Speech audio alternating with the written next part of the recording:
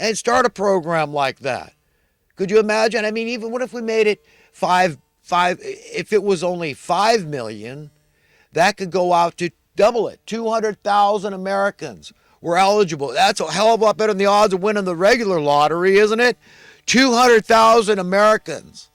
And half the Americans wouldn't be eligible because they're already millionaires and trillionaire billionaires, right, in assets and cash. So they're ineligible for this lottery. So remember, it's only all those other people that were in that class. And remember, you only need to take out, if you don't want to be greedy, you could take out $1 million and give the rest to family and friends. But if you make them a multimillionaire, then they're ineligible for the lottery anymore.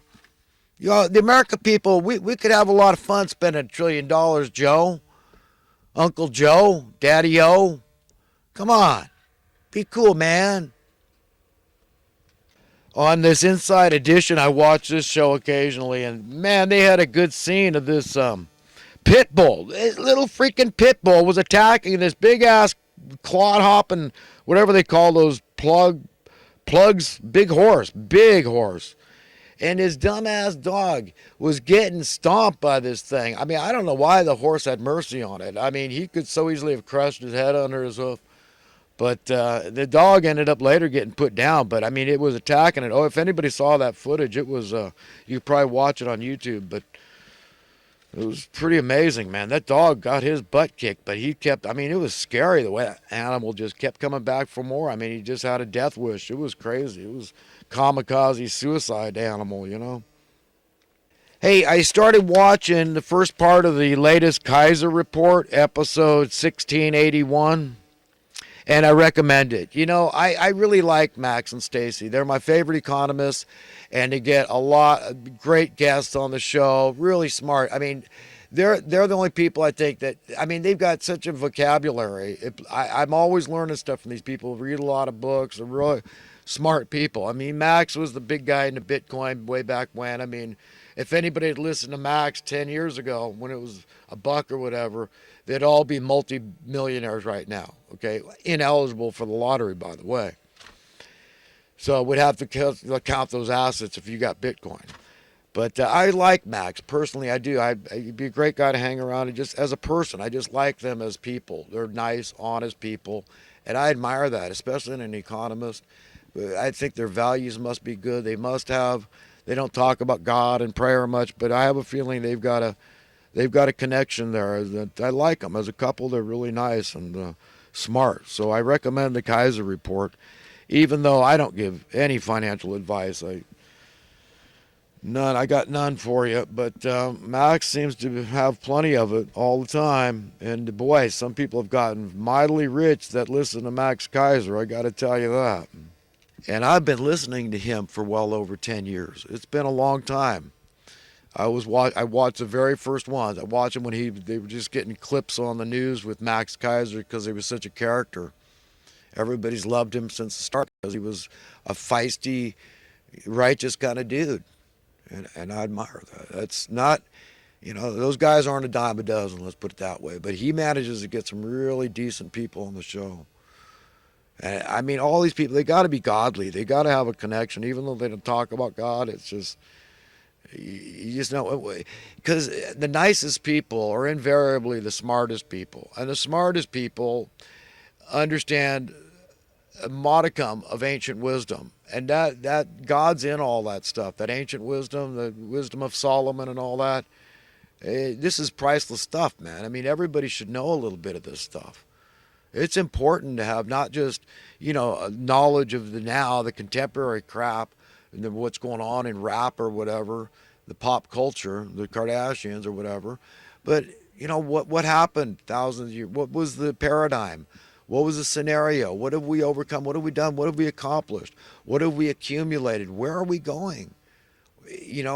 Who's guiding us in this pagan religious world system? The secular world system, the one we just take for common sense as pragmatic. Just the way it is. This is the way to be, man. You just you fit into the system. You comply. You conform. You capitulate. to the status quo and you'll be all right. You feed the beast and the beast will take care of you. But if you don't, you can expect nothing but troubles and woes. Financial insecurity, financial fear, financial burden, misery, loathing, living under the bridge, suffering needlessly and dying sometimes. Then wondering why you didn't care about those people more when you had a chance to speak out in the behalf. Now you're one of them. We're in trouble, and I don't like trauma for you or anybody else. I'm speaking my whole audience is like my own children. I got nothing to withhold from anybody. No ulterior motive, no profit motive here. I'm just selfish. That's the only motive I have. Straight up, I want to be happy. And the only way is to take care of the least of men, Jesus Christ out there, suffering needlessly. And nobody can refute that. And we're just going to go on our merry way and say this paradigm is all right. This reality is okay. Not me, my friends. At least I'm on record, even if nobody listens to me. I'm on the record, and you should be too, with somebody. Say, write this down. Tape this. Record this. All right, friends, I'm on to some thoughts from this last week or so. Some will ask, if an almighty God supposedly created everything, exactly how was this accomplished? The same way everything humans have created came about. That is through the power of imagination. Yeah, invisible things can be quite powerful, my friends, as we can all attest to. If today happens to be our, quote, day of reckoning, and we have no more opportunities to be exactly who we want to be, but rather a shallow, superficial product of a mad world, were we being who we thought we wanted to be? But we all must ask, was I truly being who I really wanted to be deep down within the very marrow of my being, our essence, our soul? I would think that about the same percentage of folks whom are basically nice human beings, that is, those whom are normal, decent, upright people, valuing conscience, and if given another bite at the proverbial apple, that is the forbidden fruit, that is the knowledge of good and evil, when sin entered into our lives, would choose never again to eat such a vile fruit that caused a separation from the unity that we had with our Creator. We can be glad God knows all this already, and being glad, and we should all be very glad for His amazing grace.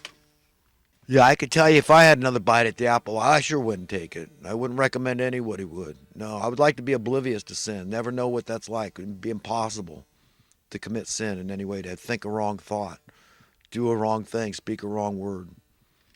When the proverbial heat unnaturally, that is by design, goes up for some, and by automatic default it goes up for everybody, this truth is based upon the scientific principle of osmosis. We're all stuck in the same S stew. And that ace at S, you know what I'm talking about. That's profanotype I got down there. Though we've all got our own demons to contend with, we can't deflect their power simply by choosing not to be a hater, even when we are being hated on. Tactually speaking, whenever you find yourself offering up a bit of constructive criticism, quote, remember, season it by peppering it with a bit of self-constructive criticism. Please forgive me if you think me wrong for being unable to attain a real sense of peace in my life while so many are being unduly distressed. Perhaps better men than I. The single greatest, most powerful weapon against evil is simply love. The single biggest problem is that evil men know that truth, yet choose not to accept love. They resist love. They question love. They choose not to adhere to love, nor to embrace love, and thereby retain their evil power over the loving, the more powerful ones. When it comes to developing your own personal perception of this an entity widely referred to as, quote, God, I strongly suggest incorporating the following ideas. 1. Be honest with yourself about your beliefs in your origin, your existence, your life. 2. Simply exercise and apply your cerebral power of logic. 3. Consider that any viable notion regarding the character, the nature, the person of an all-powerful, loving, almighty creator God must be incalculably better than that of the most ideal set of human parents. Gotta go, friends. Gotta leave it right there. Best everybody for today and for all eternity. Hope to talk to you again.